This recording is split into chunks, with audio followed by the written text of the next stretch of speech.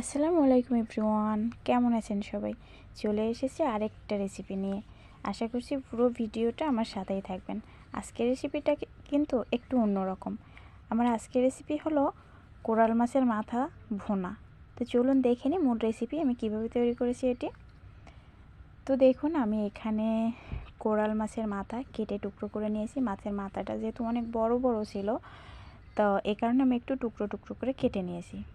তো এখানে আমি টুকরো করে কেটে জাস্ট একটু লবণ এবং হলুদের গুঁড়া, মরিচের গুঁড়া দিয়ে একটু ম্যারিনেশন করে রেখে দিয়েছিলাম এবং দিয়েছিলাম সামান্য লেমন জুস। তো আমি এটা মাখিয়ে রেখেছিলাম। এখন এটাকে আমি ফ্রাই করে নেব। তো আমি চুলায় একটা প্যান দিয়েছি, দিয়ে আমি অপেক্ষা করব তেলটা গরম হওয়া পর্যন্ত। এবং আমি কিন্তু এখানে তেলের পরিমাণটা একটু বেশি দিয়েছি।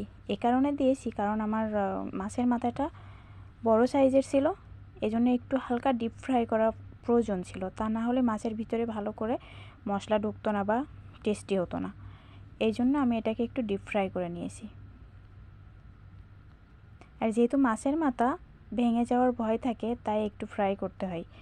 তো দেখুন, আমি কিন্তু একেবারে ক্রিস্পি করে ফ্রাই করে নিই, জাস্ট একটু গোল্ডেন কালার হলেই আমি এটাকে নামিয়ে নিয়েছিলাম।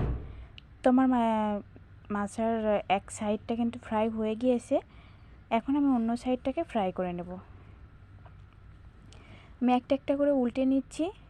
সবগুলো মাছ আমার উল্টানো হয়ে গিয়েছে। এ পর্যায়ে আমার মাছের দুইটা সাইড কিন্তু ফ্রাই করা হয়ে গেছে। আমি এখন নামিয়ে নেব এটা।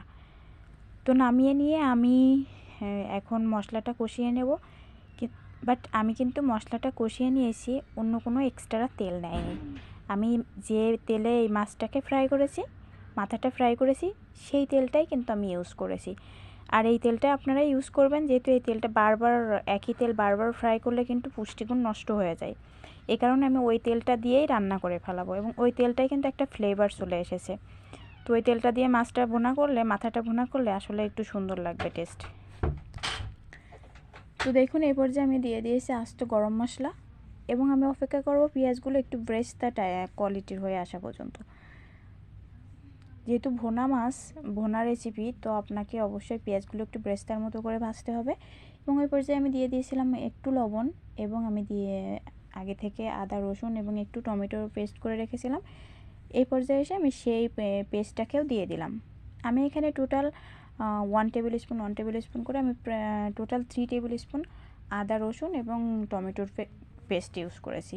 এবং আমি এখানে দিয়ে দিয়েছি পরিমাণ মতো হলুদ, দিয়েছি 1.5 স্পুন মরিচের গুঁড়া এবং 1/2 স্পুন গোলমরিচের গুঁড়া, 1/2 স্পুন ধনিয়া গুঁড়া এবং 1 স্পুন জিরা গুঁড়া দিয়ে আমি আবারও সবগুলো উপকরণ একসাথে একটু মিশিয়ে নেব।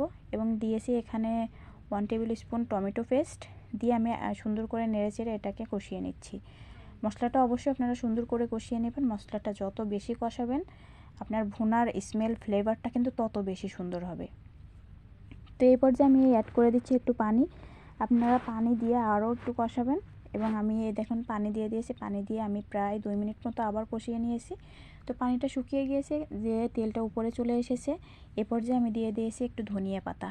আপনারাও চেষ্টা করবেন এই পর্যায়ে একটু ধনিয়া পাতা দেওয়ার। সবাই কিন্তু রান্নার শেষে ধনিয়া পাতাটা ইউজ করে, বাট আমি রান্নার শেষে অবশ্যই করব, বাট এখন সামান্য একটু করেছি, কারণ এই পর্যায়ে ধনিয়া পাতা ইউজ করলে গ্রেভিটার সুন্দর একটা ফ্লেভার আসে। এবং আমি ধনিয়া পাতা দিয়ে একটু নাড়াচাড়া করে নিয়ে আমি ভেজে রাখা সেই মাছের মাথার টুকরোগুলো দিয়ে দিচ্ছি মশলার ভিতরে দিয়ে আমি এখানে আস্তে আস্তে একটু নাড়াচাড়া করে নেব। তো আমি 2 মিনিট মতো এখানে হালকা নাড়াচাড়া করে একটু কষিয়ে নিয়েছিলাম। নিয়ে এ পর্যায়ে আমি অ্যাড করে দিয়েছি গরম পানি।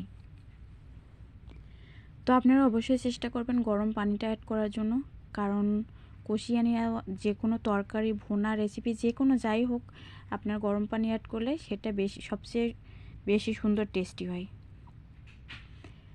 তো গরম পানি অ্যাড করে আমি এখানে ঢাকনা দিয়ে ঢেকে দিয়েছি। ঢেকে দেওয়ার 5 মিনিট পরে আমি ফিরে এসে আমি এখানে দিয়ে দিয়েছি আগে থেকে ভেজে রাখা গরম মশলার গুঁড়ি, জিরা এবং গরম মশলা আমি তেলে রেখেছিলাম, তেলে পাউডার করে রেখেছিলাম, আমি সেটা দিয়ে দিয়েছি একটু ঢেকে দিয়েছি। ঢেকে দিয়ে আমি আবারও ফিরে আসছি 4 মিনিট পরে। 4 মিনিট পরে ফিরে এসে দেখুন এই পর্যায়ে আমার মাছের ভুনাটা কিন্তু হয়ে গিয়েছে। এবং এই পর্যায়ে আমি দিয়ে দিচ্ছি ধনিয়া পাতা এবং অবশেষে লাস্ট পর্যায়ে আমি আরও একটু মশলা গুঁড়া উপরে ছিটিয়ে দিয়েছি। তো মাশাআল্লাহ দেখুন আলহামদুলিল্লাহ আমার মাছের মাথা ভুনাটা হয়ে গিয়েছে এবং এটা কিন্তু অসাধারণ ছিল। আপনাদের ভালো লাগলে অবশ্যই লাইক কমেন্ট করবেন।